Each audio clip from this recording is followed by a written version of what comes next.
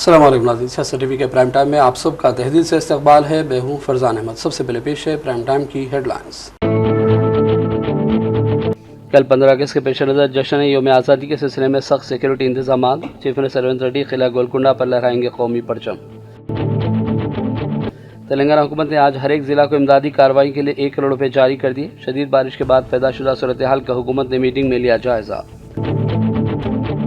हिमायत सागर झील में पानी की सतह में खतरनाक इजाफा, नशीबी इलाकों में सैलाब का अंदेशा। 9 दरवाजे खुलकर फाजिल पानी का अखराज जारी। जंग आज़ादी में मुसलमानों ने फैसला कुन रोल अदा किया था, नौजवान किताबें पढ़ें, इल्म में इजाफा करें। हैदराबाद के रुकन पार्लियामेंट असद ओवैसी का बयान। बिहार के 65 लाख हज़फ करदा वोटरों के नामों की फहरिस्त जारी की जाए, नाम निकालने की वजह भी बताई जाए। सुप्रीम कोर्ट ने अपने अबूरी हुक्मनामे में इलेक्शन कमीशन ऑफ इंडिया को दी हिदायत। राहुल गांधी ने लोगों से शफाफ वोटर लिस्ट के लिए अवामी तहरीक में शामिल होने की अपील की। कहा, अब की बार वोट चोरों की हार, अवाम की जीत, आइन की जीत। जम्मू कश्मीर की रियासती हैसियत बहाली की दरख्वास्त पर समाअत, सुप्रीम कोर्ट ने मरकज से 8 हफ्ते में तलब किया जवाब। और गाजा के शुमाल मगरबी इलाके में जालिम इसराइली फौज की बमबारी, मजीद 8 फ़लस्तीनी शहरी शहीद, मुतादिद ज़ख्मी। भूख से हुई 4 अफराद की मौत। हेडलाइंस आपने देखी और पेश खबरों की तफसीलात शुरुआत करेंगे बड़ी खबरों से। कल 15 अगस्त के पेश नज़र जश्न यौम आज़ादी के सिलसिले में सख्त सिक्योरिटी इंतजाम किए गए हैं। तेलंगाना पुलिस सलामती की सूरत हाल पर कड़ी नज़र रखे हुए हैं। सिलसिले में शहर के मुकामात, बस और रेलवे स्टेशन, हजूम वाले मुकामात और सियाहती मराकज़ को भी पुलिस ने सख्त सिक्योरिटी में रखा है।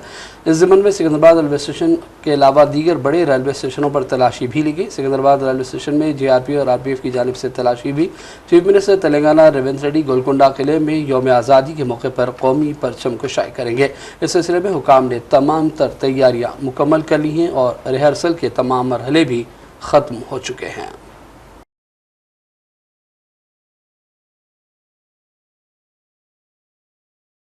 तेलंगाना के चंद इलाकों में मूसलाधार बारिश से सैलाब जैसी सूरत हाल पैदा होने के बाद रियासती हुकूमत ने आज हर जिले को इमदादी कार्रवाई के सिलसिले में 1 करोड़ रुपये फ़ीकस जारी किए हैं। चीफ मिनिस्टर रेवंत रेड्डी ने अजला के कलेक्टरान और दीगर हुकाम के अलावा आला अहदेदारान के साथ एक इजलास में शिरकत की। सूरत हाल का तफसीली जायजा भी लिया गया था। इस दौरान रेवेन्यू मिनिस्टर पोंगुलेटी श्रीनिवास रेड्डी ने भी कलेक्टर्स को हिदायत दी कि वो चौकस रहें और जानो माल के नुकसान को रोकने के लिए तमाम तर ज़रूरी इक़दाम करें। नशेबी और सैलाबज़दा इलाकों पर ख़ास तवज्जो देने की भी हिदायत दी गई। मुसलसल शदीद बारिश के अलर्ट के पेश नज़र तमाम ज़रूरी इक़दामात की हिदायत दी गई ताकि अवाम को किसी भी किस्म की परेशानी का सामना न करना पड़े। हिमायत सागर में पानी की सतह में खतरनाक इजाफा हो गया। नशबी इलाकों में सैलाब के अंदेशे हैं। कैचमेंट एरियाज में मुसलसल मूसलाधार बारिश को देखते हुए हिमायत सागर के पानी की सतह में नुमाया इजाफा रिकॉर्ड हुआ। ताज़ा तरीन आदाद शुमार के मुताबिक झील में पानी की सतह 1762 फीट तक पहुँच गई, जो फुल टैंक लेवल से सिर्फ 1.25 फीट कम है। झील में 17,000 क्यूसेक पानी का तेज़ बहाव है, जबकि सतह को काबू में रखने के लिए हुकाम की जानिब से 3,854 क्यूसेक पानी छोड़ा जा रहा है। इसी के साथ 9 गेटें खोलकर 8,000 क्यूसेक पानी मूसा नदी में छोड़ा जा रहा है, जिससे करीबी इलाकों में पानी तेज़ी के साथ बढ़ रहा है। मूसा नदी के किनारे रहने वाले शहरियों को मोहतात रहने और अलर्ट रहने की हिदायत जारी की है। ज़ोरानी तरह के हुसैन सागर भी लबरेज हो चुका है। महकमा मौसमियात ने इस दौरान मेदक, संगारेड्डी और वकाराबाद अजला के लिए रेड अलर्ट यानी इंतहाई खतरे की वार्निंग भी जारी की। अजला में इंतहाई शदीद बारिश का अंदेशा है। इस तरह निर्मल, निज़ामाबाद, कामारेड्डी, जयशंकर, भोपालपल्ली, मुलुगु, पदादी और कुत्तागुड़म इलाकों में भी शदीद बारिश है। चंद अजला के लिए येलो अलर्ट भी जारी किया गया है, जहाँ मामूल से ज़्यादा बारिश मुतवक्को है। बारिश का सिलसिला 15 अगस्त को भी जारी रहेगा। तेलंगाना हुकूमत ने नई गाड़ियों पर लाइफ टैक्स में इजाफा कर दिया है। आज जुमेरात से नाफिज़ अमल नए रूल के मुताबिक 2 पहिए की गाड़ियों पर अगर कीमत 1 लाख रुपए से ज़्यादा हो तो टैक्स 3% और 2 लाख रुपए से ज़्यादा हो तो 6% आयद होगा, जबकि कारों और दीगर ज़ाती गाड़ियों पर अगर कीमत 10 लाख रुपए से बढ़ती है तो टैक्स 1% बढ़ जाएगा।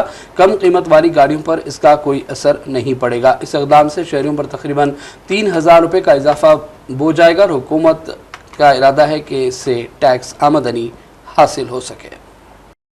हैदराबाद के रुकन पार्लियामेंट असद ओवैसी ने कहा कि नेताजी सुभाष चंद्र बोस जैसी शख्सियात के बारे में नौजवानों को जानने के लिए किताबें पढ़ना चाहिए। उन्होंने कहा कि आज़ादी के हवाले से भी मुसलमानों के रोल पर मालूमात में इजाफा ज़रूरी है। उन्होंने कहा कि मुसलमानों ने गैर मामूली खिदमत अंजाम देते हुए मुल्क को आज़ाद कराने में मदद की। आइए देखते हैं असद ओवैसी का ये बयान। एलर्जी, ये जो इस धरती से मोहब्बत थी, अंग्रेजों से इस मुल्क को आज़ाद कराना था, اور تو یہ عابد حسن صفرانی کی جو داستان ہے، یعنی ایک یہ لوگ یہ بھی نہیں بولتے کہ عابد حسن صفرانی صاحب بعد میں واپس آئے، 5 سال تک ان کے گھر والوں کو نہیں معلوم تھا کہ وہ نیتا جی کے ساتھ ہے.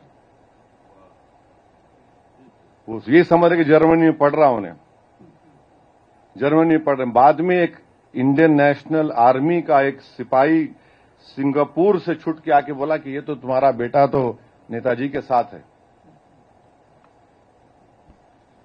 عابد حسن صفرانی صاحب پھر واپس آئے حیدرآباد کو. اس کے بعد ان کو پنڈت نہرو نے کہا پہلے ان کو ایجپٹ کا کونسل جنرل بنایا، پھر ان کو ایجپٹ، پھر بغداد، سیریا، سینیگال، سیریا.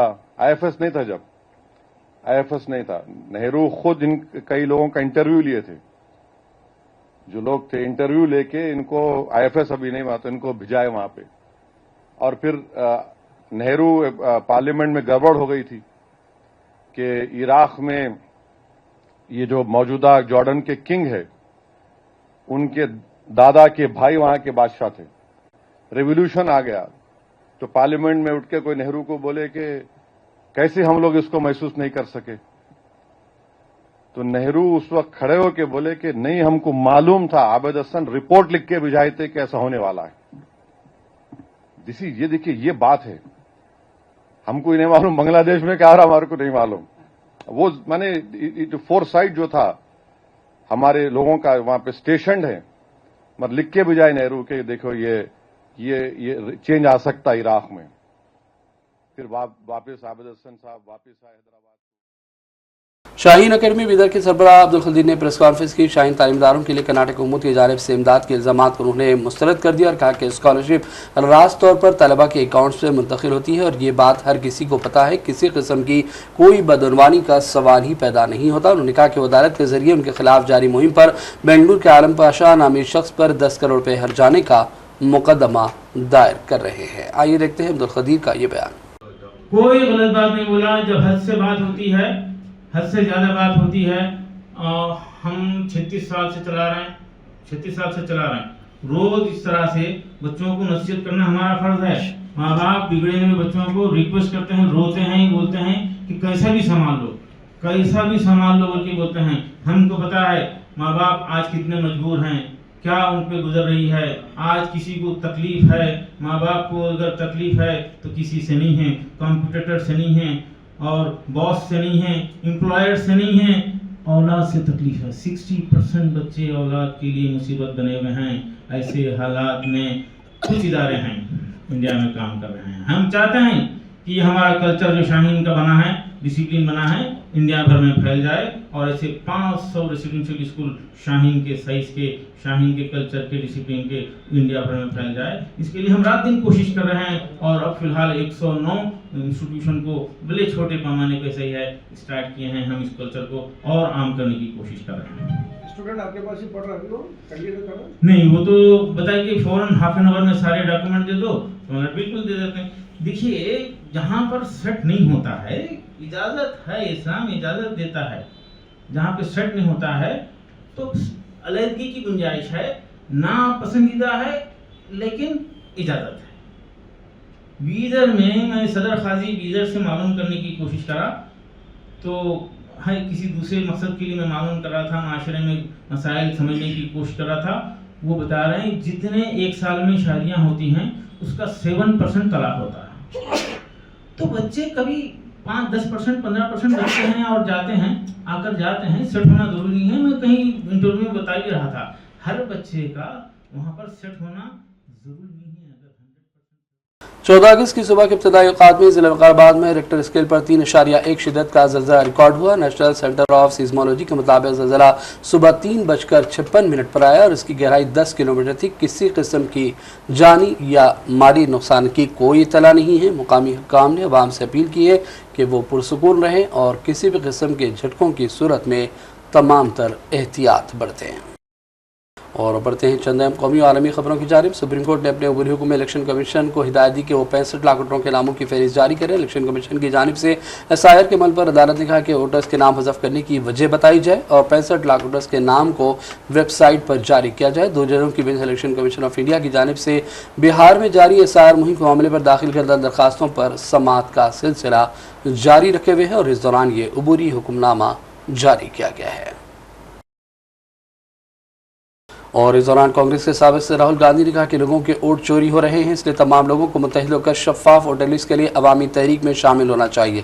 انہوں نے کہا کہ ایک شخص ایک ووٹ کے اصول کے حل کی فیصلہ کن لڑائی لڑی جا رہی ہے، لڑائی ملک کے آئین اور جمہوریت کو بچانے کی ہے، اس لیے وہ ملک کے عوام سے اس تحریک میں شامل ہونے کی اپیلیں کر رہے ہیں۔